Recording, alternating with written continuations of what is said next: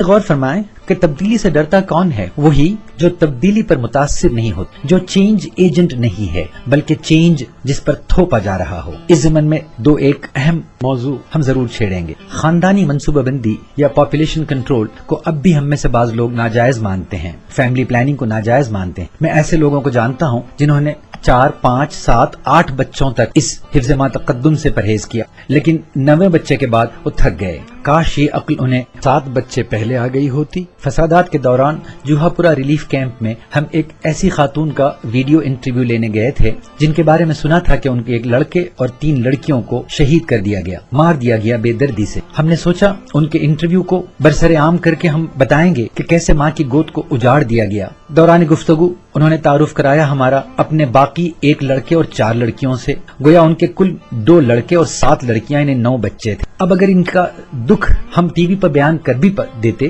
تب بھی وہ اثر نہ پڑتا، بلکہ ہمارے دشمن تو یہی کہتے کہ دیکھو یہ اتنے بچے پیدا کرتے ہیں کہ آدھوں کو مار بھی دیا جائے تب بھی باقی کافی ہیں۔ کس نے کی ہماری زندگیوں کو اتنا ارزا، اتنی سستی؟ علم معیشت، اکنامکس میں ایک لا آف ڈیمینشنگ ریٹرنز ہے جس کا ماحصل یہ ہے کہ جیسے سپلائی بڑھتی جاتی ہے ویسے اس کی اہمیت گھٹتی جاتی ہے۔ ہماری طاقت تعداد میں نہیں، صحت میں یا کوالٹی میں ہے، کتنے نہیں کیسے۔ یہ چھوٹی سی بات ہم ایک مثال کے ذریعے سمجھانے کی کوشش کریں گے۔ مان لیجئے کہ زید کے خاندان میں صرف 4 افراد ہیں اور بکر کے خاندان میں 8، اور دونوں کی آمدنی 4-4 ہزار روپے ماہوار ہے، تو بس زید کے ہر فرد کو فیکس 1000 روپے ماہانہ خرچ کے لیے ملیں گے، بکر کے ہر فرد کو صرف 500 روپے ماہوار۔ اب اگر مسلمانوں نے بکر کی زندگی بتانا طے کر رکھا ہے تو گویا وہ فیصلہ کر چکے ہیں کہ وہ غریب رہیں گے، انڈر نرشڈ رہیں گے، کم کھائیں گے، کم پڑھیں گے اور دوسروں پہ منحصر رہیں گے، تو ظاہر ہے ذلت ہمارا خاصا، ہمارا مقدر بن جائے گی۔ سچ سے فرار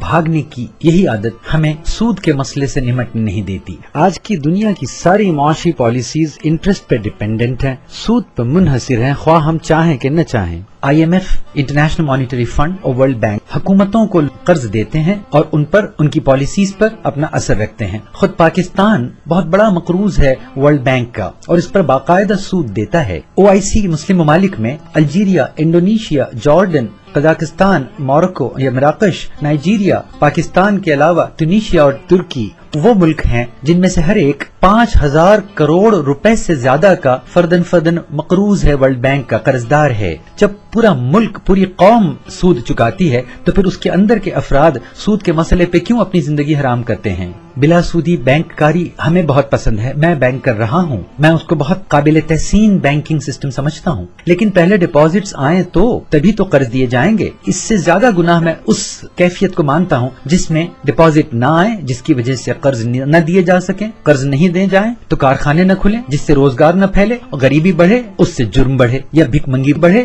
میں ایسے لاکھوں مسلمانوں کو بالواسطہ جانتا ہوں جو ہندو مہاجنوں سے اونچی شرح سود پہ قرض لیتے ہیں اور اسی سیکیورٹی یا اسی ضمانت کی بنیاد پر وہ مہاجن بینکوں سے کم شرح سود پہ قرض لیتے ہیں۔ مسلمانوں میں بھی تاجر پیشہ، بڑے بڑے صنعتکار لونز اور اوور ڈرافٹس کے علاوہ باقاعدہ FDs، stocks, debentures, bonds, insurance, warrants میں ڈیل کرتے ہیں، بلکہ بعض تو فارورڈ ٹریڈنگ اور سواپس میں بھی ڈیل کرتے ہیں۔ تو پھر عام انسان کے لیے، غریب کے لیے، متوسط طبقے کے لیے یہ مسئلہ کیوں پیچیدہ بنا ہوا ہے؟ گجرات کے کونے کونے میں گیا ہوں اور بڑے بلا خوف تردید یہ کہہ رہا ہوں کہ جن جن قصبوں اور شہروں میں مسلمانوں نے کریڈٹ کوآپریٹیوز کامیاب طریقے سے کھول رکھی اور چلا رہے ہیں، ان کی غربت خاصی کم ہوئی ہے، بلکہ ان میں خوشحالی ہے۔ سید پور، ہمت نگر، موڈاسا جیسے شہر اپنی آسودہ حالی کے لیے جانے جاتے ہیں، اور جہاں جہاں کریڈٹ میکینزم نہیں ہے وہاں وہاں غریبی کا بول بالا ہے۔ اب آئیے ذکر کریں مغرب سے ہماری مخالفت کا۔ ایک طرف ہم مغرب کی، عیسائیوں کی، یہودیوں کی تذلیل کرتے ہیں، دوسری طرف بین الاقوامی اداروں کو ان کا ایجنٹ کہتے ہیں، اور تیسری طرف انہی اداروں سے، انہی تنظیموں سے انصاف کی امید رکھتے ہیں،